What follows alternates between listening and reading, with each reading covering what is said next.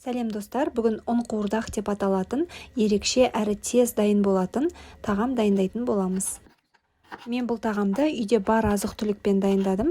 Сіздер өздеріңіздің қалауларыңыз бойынша басқа да көкөністердің түрлерін қоссаңыздар болады. Ең алдымен етімізді осылай турап аламыз, видеода көрсетілгендей. Сондай-ақ жуамызды, яғни пиязды және де сәбізді дайындап турап аламыз. Ыдысымызға майымызды құйып, жақсылап қыздырып аламыз.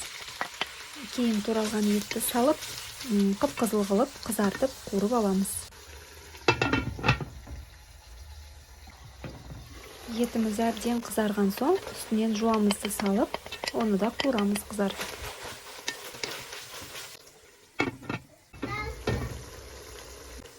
Келесі кезекте сәбізді салып қуырамыз. Етіміз бен көкөністеріміз қуырылғанша нанымызды илеп аламыз. Бізге ол үшін бір жұмыртқа және де тұз, су қажет болады. Нанымызды мантыға илегендей илеп аламыз.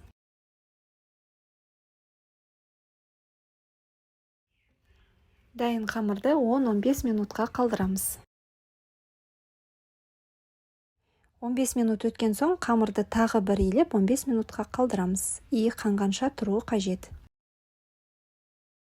Етіміз бен көкөністеріміз қуырылған соң үстіне паприка қостым.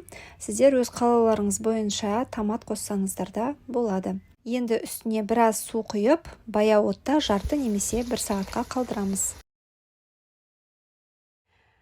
Кейін иі әбден қанған қамырымызды алып, жая бастаймыз.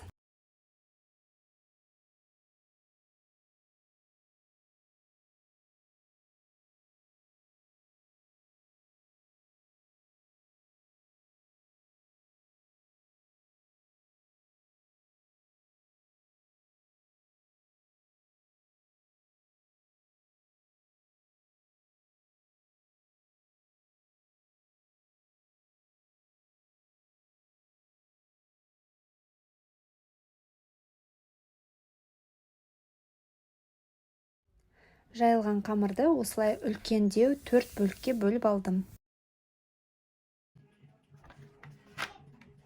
Енді қамырымызды 200 градуста қызып тұрған пешіміздің табасына салып, осылай екі жағын аудара отырып, кептіріп аламыз.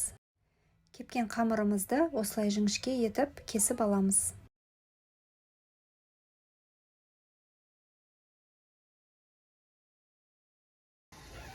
Пісіп тұрған етіміздің үстіне қамырымызды салып, 15 немесе 20 минуттай пісіріп аламыз.